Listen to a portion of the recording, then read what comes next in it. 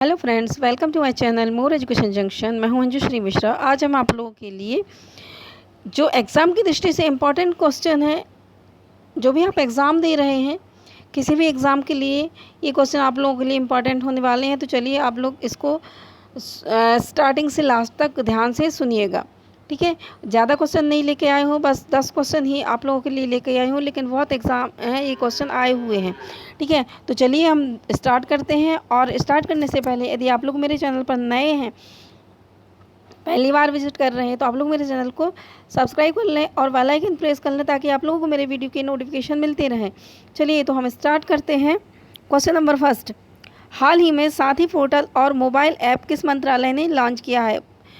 Friends, ये question किसी न किसी एग्ज़ाम में आया हुआ है, ठीक है। तो मैं ऐसे क्वेश्चन लेकर आई हूँ जो किसी न किसी के एग्ज़ाम में आए हुए हैं, तो आप इम्पॉर्टेंट हैं और आप लोगों के लिए हेल्प मिलेगी एग्ज़ाम में। तो हाल ही में के साथ ही जो पोर्टल ऐप है, साथी पोर्टल और मोबाइल ऐप दो हैं, दो ऐप हैं, साथी पोर्टल और मोबाइल ऐप किस मंत्रालय ने लॉन्च किया है? यह किया है कृषि मंत्रालय ने लॉन्च किया है, ठीक है। चलिए नेक्स्ट क्वेश्चन पर हम आते हैं। विश्व के 100 सबसे प्रभावशाली लोगों में शाहरुख खान के अलावा इनमें कौन और शामिल हुआ है? तो शाहरुख खान था और एक और है ना। तो 100 विश्व के प्रतिभाशाली लोग हैं, तो हमारे भारत के 2 लोग शामिल हुए हैं। तो एक तो शाहरुख खान है और दूसरे हैं एस राजामौली।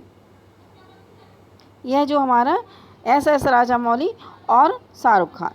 चलिए नेक्स्ट क्वेश्चन पर हम आते हैं। क्वेश्चन नंबर 3, राष्ट्रीय स्वच्छ गंगा मिशन के तहत कितने करोड़ रुपए की परियोजना को मंजूरी दी गई है? तो राष्ट्रीय स्वच्छ गंगा मिशन, राष्ट्रीय स्वच्छ जो गंगा मिशन चल रहा है, उसके तहत है कितने करोड़, है ना, रुपए की परियोजना को मंजूरी दी गई है? तो यह दी गई है 638 करोड़ रुपए की परियोजना को मंजूरी दी गई।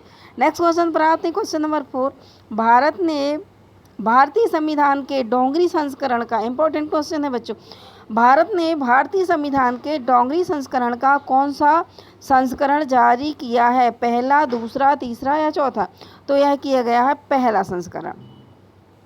हमारा राइट ऑप्शन होगा इसका डी या फोर्थ, ठीक है। तो पहला संस्करण जो है वह डोंगरी संस्करण जो जारी किया गया है, पहला। नेक्स्ट पर हम आते हैं। क्वेश्चन नंबर 5, राजस्थान की पहली औद्योगिक नीति किस वर्ष में अपनाई गई? तो राजस्थान जो है, राजस्थान की पहली औद्योगिक नीति किस वर्ष अपनाई गई थी?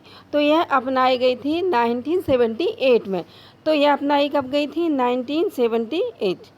तो इसको हम ध्यान रखेंगे, क्योंकि जो राष्ट्रीय नीतियां हैं, चाहे राजस्थान वाले हों या फिर हर राज्य की अलग अलग नीति होती है, औद्योगिक नीति, शिक्षा नीति, ये सब चीज़ें हमको याद रखनी होंगी, ठीक है। तो राजस्थान की पहली औद्योगिक नीति किस वर्ष अपनाई गई थी? 1978 में अपनाई गई थी।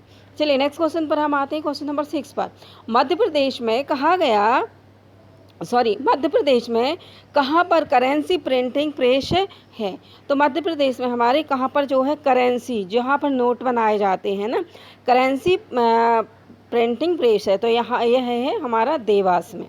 चलिए नेक्स्ट पर हम आते हैं। क्वेश्चन नंबर 7, श्री चक्र किस प्राचीन धर्म से संबंधित है? तो जो श्री चक्र है वह किस प्राचीन धर्म से संबंधित है? तो श्री चक्र है जो है वह संबंधित है, इम्पॉर्टेंट क्वेश्चन है, यह जो संबंधित है यह वैष्णव धर्म से संबंधित है, श्री चक्र, ठीक। चलिए नेक्स्ट पर हम आते हैं। औरंगजेब की मृत्यु के समय मराठा नेतृत्व किसके हाथों में था? औरंगजेब की जब मृत्यु हुई थी तो उस समय जो मराठाओं का जो नेतृत्व था वह किसके हाथों में था? यह था ताराबाई के हाथ में। किसके हाथ में था? ताराबाई, ना। ताराबाई भी क्या थी? वहाँ की एक शासक थी, उनके हाथों में मराठा जो था नेतृत्व था। नेक्स्ट क्वेश्चन आते हैं, सेकंड लास्ट में है, पार्थिव ग्रहों की संख्या कितनी है? तो बच्चों आप लोगों को नाम बताना है कि हमारे पार्थिव ग्रह कौन कौन से हैं, उनके नाम बताना है, ठीक है। संख्या मैं बता देती हूँ कि इसकी संख्या कितनी है? 4 है। पार्थिव ग्रह की संख्या कितनी है? 4 है, ठीक है। आप लोग कमेंट्स में बताइएगा कि कौन कौन से उनके नाम बताइए पार्थिव ग्रहों के। चलिए लास्ट क्वेश्चन पर हम आते हैं। येलोस्टोन नेशनल पार्क कहाँ स्थित है? यह जो है वर्ल्ड लेवल का क्वेश्चन है। येलोस्टोन नेशनल पार्क जो है यह है यूएसए में। ठीक है, यह किस में है? यूएसए में है। एलो नेशनल पार्क कई बार एग्जाम में पूछा गया, पीएससी में भी ये कई बार आया है कि एलो नेशनल पार्क जो है कहाँ पर स्थित है। ठीक है, तो आप लोग कमेंट्स करके बताइएगा कि आप लोगों को मेरा पढ़ाना कैसा लगा, क्वेश्चन कैसे लगे, एक कमेंट करके बताइएगा। और चैनल को लाइक कीजिएगा और सब्सक्राइब भी कीजिएगा। Thanks for watching channel.